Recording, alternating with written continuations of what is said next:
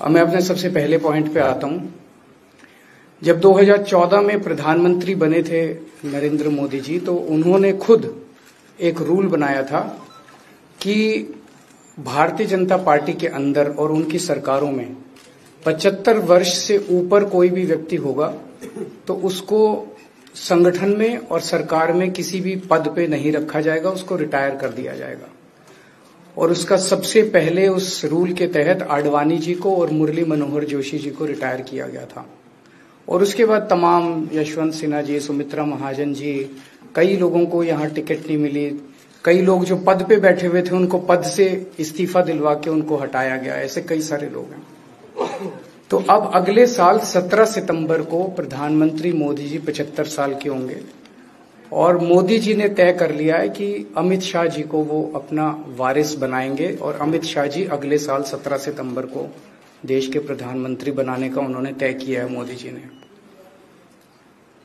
इसके ऊपर मोदी जी पिछले 1-2 साल से लगे भी हुए हैं, क्योंकि भारतीय जनता पार्टी के अंदर अमित शाह जी के सामने जो जो बाधाएं पैदा कर सकता था नेता, एक एक करके उन सब नेताओं को साइड कर दिया गया, उनका पत्ता साफ कर दिया गया। शिवराज सिंह चौहान को हटा दिया गया, वसुंधरा राजे को हटा दिया गया, डॉक्टर रमन सिंह को हटा दिया गया, देवेंद्र फडणवीस को खत्म कर दिया गया, खट्टर साहब को खत्म कर दिया गया, एक एक करके सबको खत्म कर दिया गया। एक ही शख्स बचे हैं जो अमित शाह जी के रास्ते का कांटा बन सकते हैं। हेलो, आवाज आ रही है? आ रही है। एक ही ठीक है, आ रही है। एक ही शख्स हैं जो कि उनके रास्ते का कांटा बन सकते हैं, वो हैं योगी आदित्यनाथ जी। अब योगी आदित्यनाथ जी को इन्होंने हटाने का पूरा मन बना लिया है और अगर इनकी सरकार बनी तो 2 महीने के अंदर योगी जी को भी उत्तर प्रदेश के सीएम से हटा दिया जाएगा। मैंने दिल्ली में 3-4 दिन पहले ये प्रेस कॉन्फ्रेंस की थी और ये दोनों मुद्दे उठाए थे। जैसे मैंने मुद्दे उठाए थे तो अमित शाह जी ने और उनके कई नेताओं ने अपनी भावना प्रकट की कि नहीं, मोदी जी को 75 साल में इस्तीफा नहीं देना चाहिए, मोदी जी को 75 साल पूरा कार्यकाल पूरा करेंगे। उन सब की भावनाओं की मैं कद्र करता हूं, क्योंकि अपने नेता के लिए जब भी ऐसी बात होती है तो सब लोग सामने आके बात करते हैं। लेकिन बड़ी बात यह है कि मोदी जी ने ऐसा नहीं कहा कि मैं 75 साल पे इस्तीफा नहीं दूंगा, मैं रिटायर नहीं होऊंगा। उनका अपना बनाया हुआ रूल है और मुझे पूरी उम्मीद है कि मोदी जी का अपना बनाया हुआ रूल है और मोदी जी अपने रूल को फॉलो करेंगे। नहीं तो लोग कहेंगे कि मोदी जी ने ये रूल आडवाणी जी को हटाने के लिए बनाया था, जब अपनी बारी आई तो नहीं। तो मोदी जी इस रूल का फॉलो करेंगे, ये पूरा यकीन है देश के लोगों को कि उन्होंने खुद रूल बनाया तो खुद फॉलो करेंगे।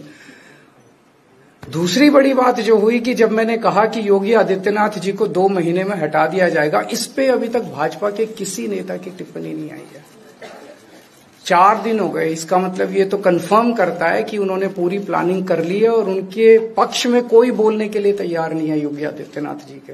तो उनका हटना अब लगभग तय है कि योगी आदित्यनाथ जी को उत्तर प्रदेश के सीएम पद से हटाया जाएगा। दूसरी चीज, मैं उत्तर प्रदेश के सभी मतदाताओं को कहना चाहता हूं कि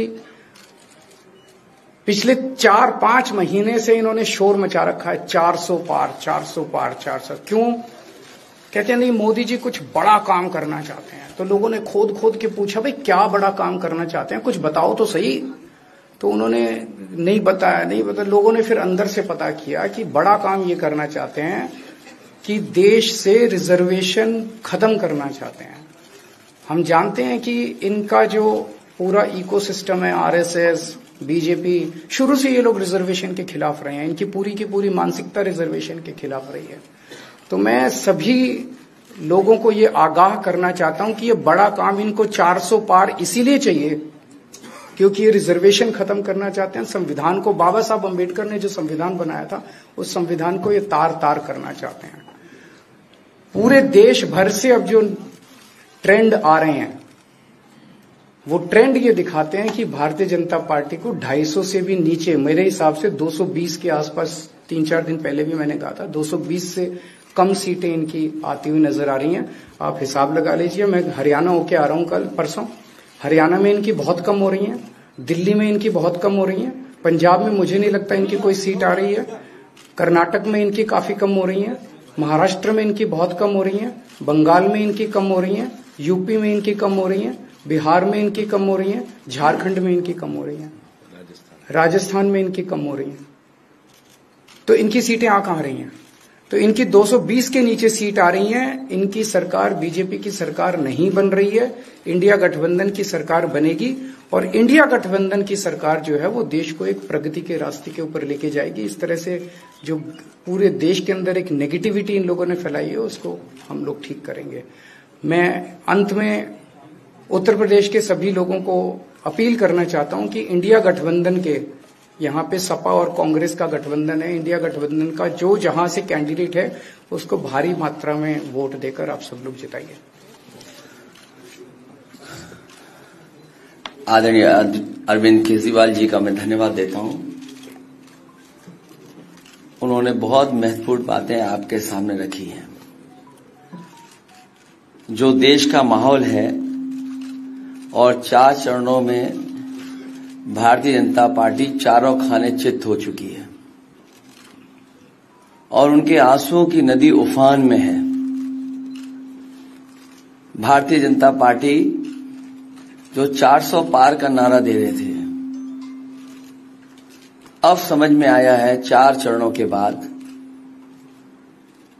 वो बात तो ठीक है कि आरक्षण पे सबसे पहले हमला करेंगे, लेकिन 400 पार नारा इसीलिए दे रहे हैं कि 543 में 400 के बाद वो सीटें देख रहे हैं, तो वो केवल 143 बन रही हैं।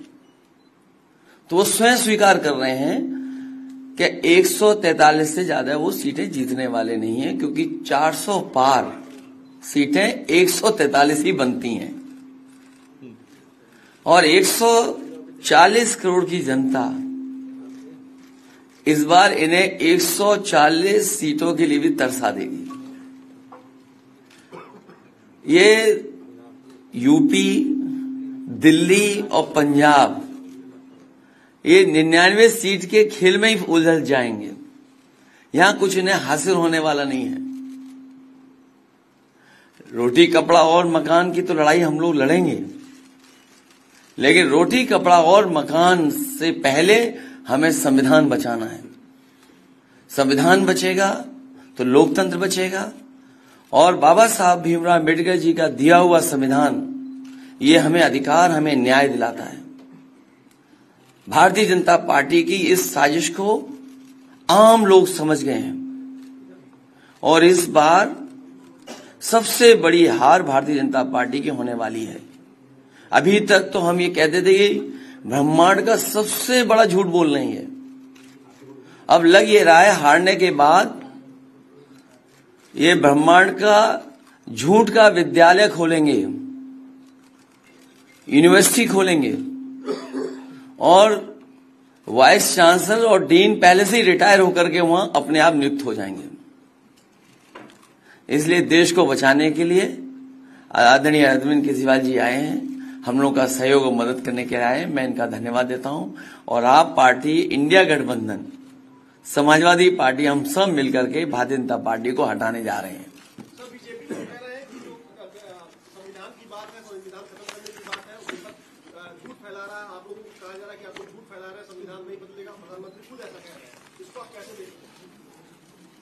उनकी कौन सी बात सच निकलेगी? अभी आपसे कहा कि 75 साल वाला जो वो है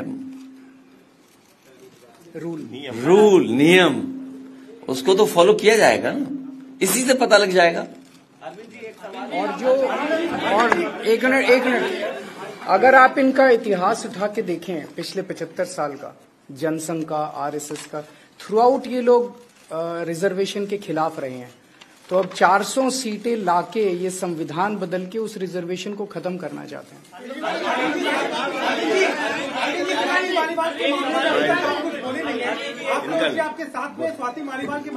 अरे उससे ज्यादा जरूरी और चीजें भी हैं, कागज हम निकाल लिए। भाजपाई किसी के सगे नहीं है, ये है कि भाजपाई किसी के सगे नहीं है और भाजपाई झूठे मुकदमे लगाने वाला गैंग है।